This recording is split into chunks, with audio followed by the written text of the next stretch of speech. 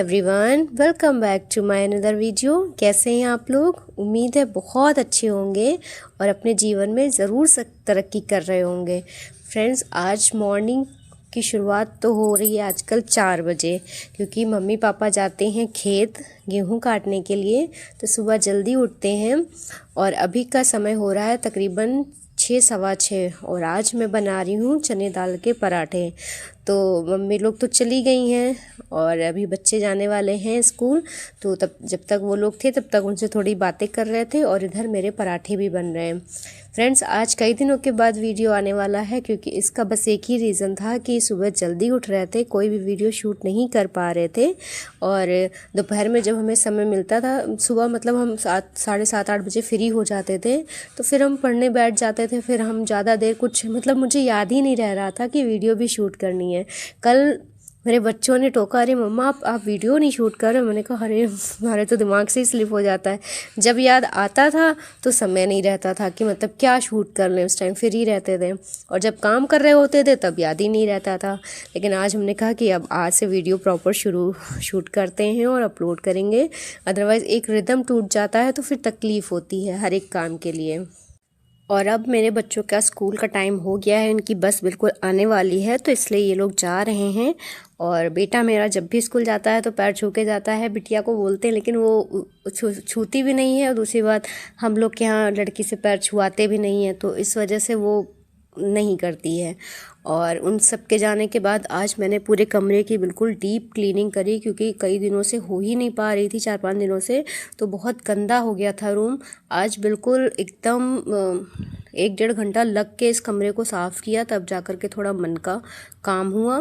और भाई अब जल्दी उठ जाते हैं तो सारे काम ऑब्वियसली जल्दी हो ही जाते हैं, तो टाइम नहीं लगता है। और अब तो सुबह 7 बजे ऐसा लगता है कि दोपहर के 12 बज रहे हैं, और 12 बजे तो घर से निकलने की हिम्मत ही नहीं होती है, इतनी ज़्यादा धूप होती है अब कि क्या ही बताएं।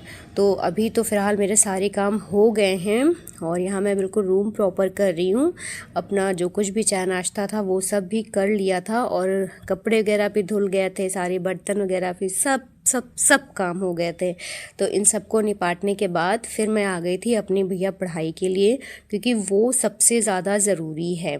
तो भाई मेरा हिस्ट्री का रिवीजन चल रहा है, तो वही हिस्ट्री मैं प्रॉपर याद कर रही हूँ।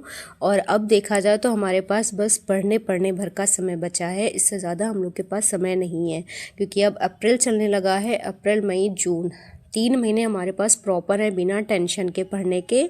अदरवाइज़ जुलाई में नोटिफिकेशन तो आना ही आना है आरओ का। और जो हाई कोर्ट आरओ का है, इलाहाबाद हाई कोर्ट का, वो तो आई थिंक वो 8-10 दिन के अंदर आ ही जाएगा वो फॉर्म। तो वो जिनका है तो उनके लिए ऑल द बेस्ट, क्योंकि जिस दिन से नोटिफिकेशन आएगा उसके बाद से मुश्किल से 1.5-2 महीने का समय रहेगा, उसके बाद ज़्यादा समय नहीं रहेगा पढ़ने के लिए, क्योंकि एनटीए एग्ज़ाम करवा रहा है तो वो ज़्यादा समय नहीं लगाता है। तो जिन्होंने भी प्रिपरेशन करी है इलाहाबाद हाई कोर्ट की, उनके लिए ऑल द बेस्ट। फॉर्म आने वाला है, और सचिवालय आरओ का जो फॉर्म है वो जुलाई के एंड या जुलाई के एंड तक हर हाल में आ जाएगा। तो भैया उसके लिए प्रिपरेशन करना बहुत ज़रूरी है।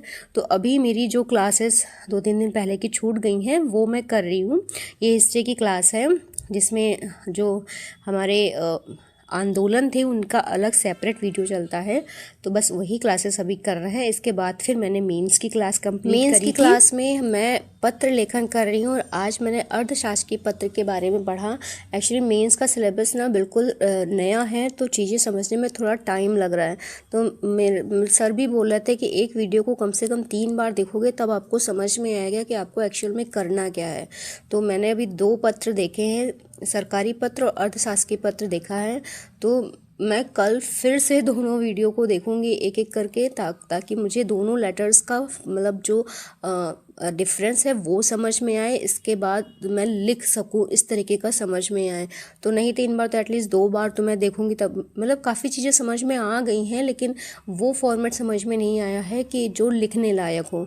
तो एक बार फिर से रिपीटेड वीडियो देखेंगे। अभी समय है तो मैं अभी 3 महीने पूरी मेंस की तैयारी करूँगी, और जिस दिन नोटिफिकेशन आएगा उस दिन से मैं प्री के लिए लग जाऊँगी, क्योंकि प्री ऑलरेडी प्रिपेयर्ड है, वो मेरा सिर्फ रिवीजन रहेगा, तो इसलिए मुझे प्री की इतनी ज़्यादा टेंशन नहीं है।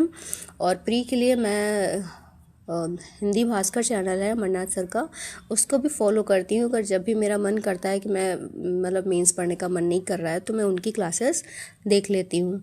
और अभी प्रॉपर तरीके से तो मैं मेंस पर लगी हुई हूँ।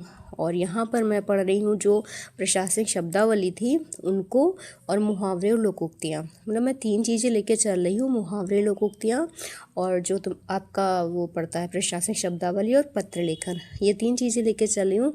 जैसे ही पत्र लेखन कंप्लीट होता है मैं ऐसे उठा लूँगी, और उसके बाद ऐसे के साथ कंप्यूटर का, क्योंकि कंप्यूटर का ज़्यादा सिलेबस नहीं है, हम एक टॉपिक ही 1-2 दिन में तैयार करेंगे ऐसे के लिए, तो उस दौरान हम कंप्यूटर का अच्छे से रिकॉल कर सकते हैं। तो ये होगा कि जून तक मेरा मेंस कंप्लीट हो जाएगा।